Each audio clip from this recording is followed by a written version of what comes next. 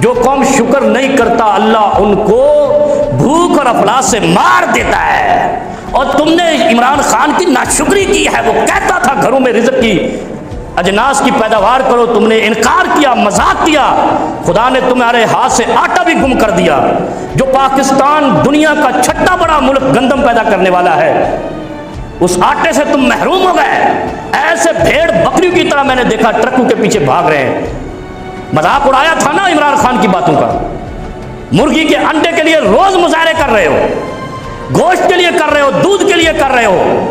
وہ پاگل نہیں تھا، اس نے ریسرچ کی تھی، قرآن پہ بھی ریسرچ کی تھی، انسانیت پہ بھی ریسرچ کی تھی۔ کہا تھا نا تمہارے پرائم منسٹر عمران خان نے مرغیاں گھر میں پالو، پال سکتے ہو، اذانیں بھی دیں گی، فرشتوں کی خبر بھی دیں گی، نہیں ہم نے پالنی۔ پکڑو آپ، مرغی میں ہاتھ سے گئی، انڈا بھی ہاتھ سے گیا، گوشت بھی ہاتھ سے گیا۔ یقین کرو میں قرآن جب پڑھتا ہوں نا